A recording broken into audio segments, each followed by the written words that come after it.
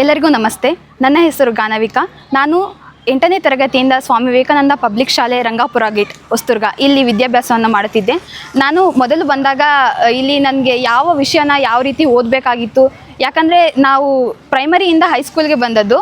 ಇಲ್ಲಿ ಬಂದಾಗ ನಮಗೆ ಯಾವ ರೀತಿ ಕಾನ್ಸೆಪ್ಟ್ಸ್ನ ಅರ್ಥ ಮಾಡ್ಕೋಬೇಕು, ಯಾವ ರೀತಿ ಎಕ್ಸಾಮ್ಸ್ನ ಅಟೆಂಡ್ ಮಾಡಬೇಕು, ಯಾವ ಥರ ಕ್ಲಾಸಸ್ನ ಕೇಳಬೇಕು, ಯಾವ ಥರ ಕಾನ್ಸಂಟ್ರೇಟ್ ಮಾಡಬೇಕು ಕಾನ್ಸೆಪ್ಟ್ ಮೇಲೆ, ಯಾವ ಥರ ನಾವು ಕಾನ್ಸೆಪ್ಟ್ಸ್ನೆಲ್ಲ ಡೌಟ್ಸ್ನ ಕ್ಲಿಯರ್ ಮಾಡ್ಕೋಬೇಕು, ಯಾವ ಥರ ಓದಿದ್ರೆ ಅದನ್ನು ಅರ್ಥ ಆಗುತ್ತೆ ಅನ್ನೋದು ಪ್ರತಿಯೊಂದು ಫ್ರಮ್ A to Z ಏನು ಹೇಳ್ತೀವಿ ಆ ರೀತಿ ಪ್ರತಿಯೊಂದನ್ನು ನನಗೆ ಕಲಿಸ್ಕೊಟ್ಟಿದ್ದಂಥದ್ದು ಸ್ವಾಮಿ ವಿವೇಕಾನಂದ ಶಾಲೆ. ಮೊದಲಿಗೆ ನಾನು ಪ್ರೈಮರಿಯಿಂದ ಓದದ್ದು ತರಳಬಾಳು ಶಾಲೆಯಲ್ಲಿ. ಅಲ್ಲಿ ನನ್ನ ಬೇಸಿಕ್ ಏನು ನಾವು ತಳಪದಿ ಅಂತ ಹೇಳ್ತೀವಿ ಅದು ನನಗೆ ಅಲ್ಲಿ ಪರಿಪೂರ್ಣವಾಗಿ ಸಿಕ್ಕಿದ್ದು. ಅದಾದಮೇಲೆ ಮುಂದೆ ನಾನು ಮತ್ತೆ ಈ ಮುಂದಿನ ಜೀವನವನ್ನು ಯಾವ ರೀತಿ ನಡೆಸಬೇಕು ಅಂತ ಹೇಳ್ಕೊಟ್ಟಿದ್ದು ನನಗೆ ಸ್ವಾಮಿ ವಿವೇಕಾನಂದ ಶಾಲೆ.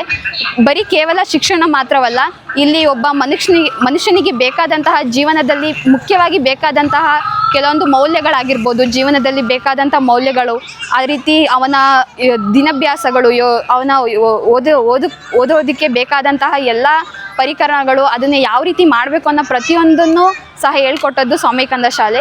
ಇಲ್ಲಿ ಕೇವಲ ಶಿಕ್ಷಣನ ಮಾತ್ರ ಅಲ್ಲ, ಜೊತೆಗೆ ಯೋಗಾಭ್ಯಾಸ, ಕ್ರೀಡೆ, ಇನ್ನಿತರೆ ಪ್ರತಿಯೊಂದು ಸಾಂಸ್ಕೃತಿಕ ಚಟುವಟಿಕೆ ಆಗಿರ್ಬೋದು ಪ್ರತಿಯೊಂದನ್ನು ಕಲಿಸಿದೆ ನನಗೆ ಈ ಶಾಲೆ. ಇದನ್ನು ಕೇವಲ ಹೇಳೋಕ್ಕಾಗಲ್ಲ. ನಾನು 8ನೇ ತರಗತಿ ಬಂದಾಗ ನನಗೆ ಯಾವ ಒಂದು ವಿಚಾರದ ಬಗ್ಗೆನೂ ಕ್ಲಾರಿಟಿ ಇರಲಿಲ್ಲ.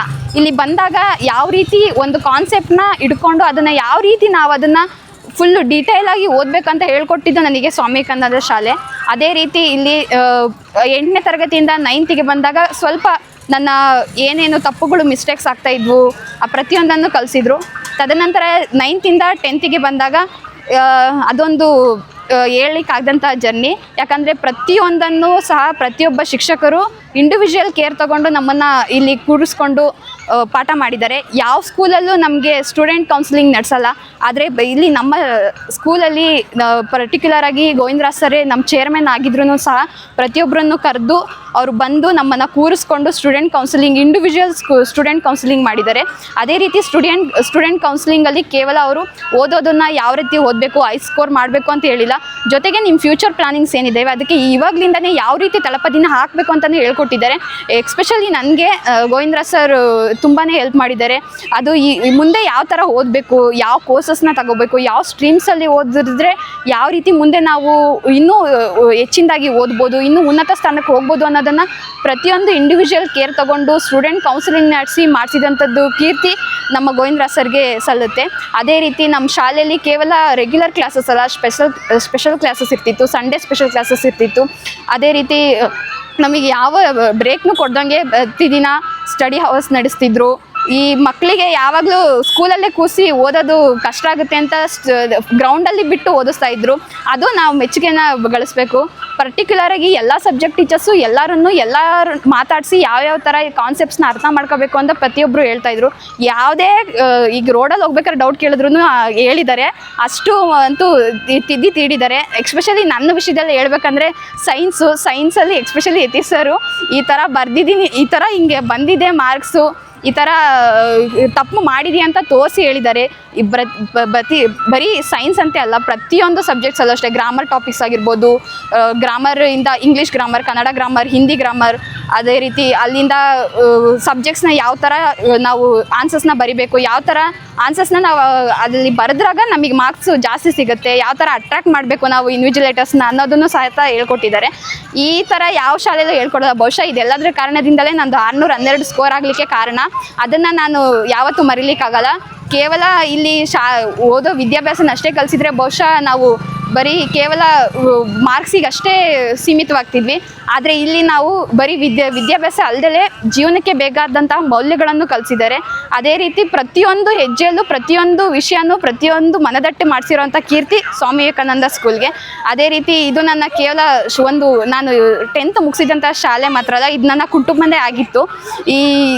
ಈ ಒಂದು ಶಾಲೆ ಬಗ್ಗೆ ಎಷ್ಟು ಹೇಳಿದ್ರು ಸಾಲದು. ಈ ನನ್ನ ಉನ್ನತಿಗೆ ಕಾರಣ ಈ ನನ್ನ ಸ್ವಾಮಿ ವಿವೇಕಾನಂದ ಶಾಲೆನೇ. ಸೊ ಹಾಗಾಗಿ Swami Vivekananda school is a wonderful school. Please ಏನು ಹೇಳೋಕ್ಕೆ ಇಷ್ಟಪಡ್ತೀನಿ ಅಂದರೆ, ಯಾರೂ ಸಹ ನೆಗ್ಲೆಕ್ಟ್ ಮಾಡಬೇಡಿ. ಪ್ರತಿಯೊಂದನ್ನು ಟೀಚರ್ಸು ಓದ್ಸೋಕ್ಕೆ ಇರೋದು. ಯಾವುದೇ ಕಾನ್ಸೆಪ್ಟ್ಸ್ ಅರ್ಥ ಆಗಲಿಲ್ಲ ಅಂದರೂ ಅವ್ರು ಕ್ಲಿಯರ್ ಮಾಡೇ ಮಾಡ್ತಾರೆ. ಎಲ್ಲದನ್ನು ಕೇಳಿ ತಿಳ್ಕೊಂಡಾಗ ನಮಗೆ ಹೆಚ್ಚು ಜ್ಞಾನ ಲಭಿಸೋಕೆ ಸಾಧ್ಯ.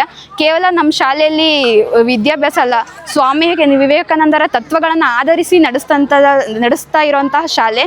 ಅದರಲ್ಲೂ ನಾವು ನಮ್ಮ ಶಾಲೆಯಲ್ಲಿ ತತ್ವಗಳು ಎಲ್ಲ ಸ್ವಾಮಿ ವಿವೇಕಾನಂದರ ಬಗ್ಗೆನೇ ಇರೋದು. ಅದನ್ನು ಮುನ್ನುಡಿಯಾಗಿ ಇಟ್ಕೊಂಡು ನಾವು ಈ ಶಾಲೆಯಲ್ಲಿ ನಾವು ವಿದ್ಯಾಭ್ಯಾಸನ ಕಲಿತಾ ಇದ್ದೀವಿ. ಅದು ಪ್ರತಿದಿನವೂ ನಮ್ಮಲ್ಲಿ ಸ್ಮರಣೆಗೆ ಬರ್ತಾನೆ ಇರುತ್ತೆ. ಹಾಗಾಗಿ ಸ್ವಾಮಿ ವಿವೇಕಾನಂದರನ್ನು ಎಷ್ಟು ಹಾಡಿ ಹೊಗಳಿದ್ರೂ ತಡೆ ಇಲ್ಲ. ಅವರಿಂದ ಅವರ ಮಾರ್ಗದರ್ಶನದಿಂದಲೇ ನಾವು ಅವರ ತತ್ವಗಳಿಂದ, ಅವರ ಬೋಧನೆಗಳಿಂದ ಮುನ್ನುಡಿಯಾಗಿ ಇಟ್ಕೊಂಡು ನಾವು ಈ ಶಾಲೆಯಲ್ಲಿ ಓದಿದಂಥದ್ದು ಕೀರ್ತಿ ನಮ್ಮದು. ಆ ಎಲ್ಲದರ ಕಾರಣದಿಂದಲೇ 612 ಸ್ಕೋರ್ ಆಗಲಿಕ್ಕೆ ಕಾರಣ. ಸೊ ಹಾಗಾಗಿ ನಮ್ಮ ಶಾಲೆ ಅದು ಹೇಳಲಿಕ್ಕೆ ಆಗೋದಿಲ್ಲ. ಸೊ ಸ್ವಾಮಿ ಕನ್ನಡ ಶಾಲೆ is better for every. Janvika, what do you want to say to your juniors? Give some tips. I want to give, ಏನು ಹೇಳಬೇಕು ಅಂದರೆ, ಏನೇ ಆಗಲಿ ನಿಮ್ಮ ಛಲ 625 ಅಷ್ಟೇ ಆಗಿರಲಿ. ನಾನು ಮಾಡಿದಂಥ ಒಂದು ಮಿಸ್ಟೇಕ್ ಏನು ಅಂದರೆ, ನಾನು ನನ್ನ ಗುರಿನ ಇಟ್ಕೊಂಡಿದ್ದು 614ಕ್ಕೆ. ಯಾರ ಹತ್ರನೂ ಹೇಳಿಲ್ಲ ನಿಮ್ಮ ಹತ್ರ. ಅದು ನಾವು ಯಾವಾಗ ಕಡಿಮೆ ಗುರಿ ಇಟ್ಕೊತೀವೋ ಅದರಿಂದ ಕೆಳಗೆ ನಮ್ಮ ಗುರಿ ಇರುತ್ತೆ. ಯಾವಾಗಲೂ ನಾವು ನಾವೇ ಫಸ್ಟಿಗೆ ಸ್ವಲ್ಪ ದೊಡ್ಡ ಮಟ್ಟದಲ್ಲಿ ಗುರಿ ಇಟ್ಕೊಂಡ್ರೆ ಅಟ್ಲೀಸ್ಟ್ ಅದ್ರ ಹತ್ರನಾದರೂ ಹೋಗಿ ರೀಚ್ ಆಗೋಕ್ಕೆ ಸಾಧ್ಯ ಆಗುತ್ತೆ. ನೀವೇ ಮುಂಚೆನೇ ನಾನು ಪಾಸ್ ಆದರೆ ಸಾಕು, ನಾನು ಡಿಸ್ಟಿಂಕ್ಷನ್ ಬಂದರೆ ಸಾಕು, ನಾನು 500 ಕ್ರಾಸ್ ಆದರೆ ಸಾಕು, ಈ ಥರ ನಿಮ್ಮ ಮೈಂಡ್ಸೆಟ್ನ ನೀವು ಇವಾಗಲಿಂದಲೇ ರೆಡಿ ಮಾಡಿಕೊಂಡ್ರೆ ಅದು ನಿಮಗೆ ಕೊನೆಗೆ ಬರೋದು ಅದರಿಂದ ಕೆಳಗೆ. ಅದಕ್ಕೆ ಹೇಳ್ತಾ ಇದ್ದೀನಿ, ಮ್ಯಾಕ್ಸಿಮಮ್ ಅಂದರೆ 625, ಮಿನಿಮಮ್ ಅಂದ್ರೂ 625 ನಿಮ್ಮ ಟಾರ್ಗೆಟ್ ಆಗಿರಲಿ ಅಂತ ನಾನು ಹೇಳ್ತೀನಿ. ನಾವೇನು ನಮ್ಮ ಬ್ಯಾಚ್ ಏನು 612 ತೆಗೆದಿದೆ, ಈ ರೆಕಾರ್ಡ್ನ ಮುಂದಿನ ಬರುವಂಥ ಬ್ಯಾಚು ಬ್ರೇಕ್ ಮಾಡಬೇಕು. ಇದು 612ಕ್ಕೆ ಸೀಮಿತವಾಗಿ ನಿಲ್ಲಬಾರ್ದು. ಮುಂದೆ 625ಕ್ಕೆ ಹೋಗಿ ರಾಜ್ಯದಲ್ಲಿ ಪ್ರಥಮ ಸ್ಥಾನ ಗಳಿಸ್ಬೇಕು ಅನ್ನೋದು ನನ್ನ ಒಂದು ಇಚ್ಛೆ. ಅದನ್ನು ಮುಂದೆ ಬರುವಂಥ ಎಲ್ಲರೂ ಮಾಡ್ತೀರಾ ಅನ್ನೋದು ನನಗೆ ಭರವಸೆ ಇದೆ. ಎಲ್ಲರೂ ಮಾಡಿ, ಅದಕ್ಕೆ ಎಲ್ಲ ಬೇಕಾದಂತಹ ಒಂದು ಸಪೋರ್ಟು ನಮ್ಮ ಶಾಲೆಯಲ್ಲಿದೆ. ಸೊ ಹಾಗಾಗಿ all the best to everyone. Thank you.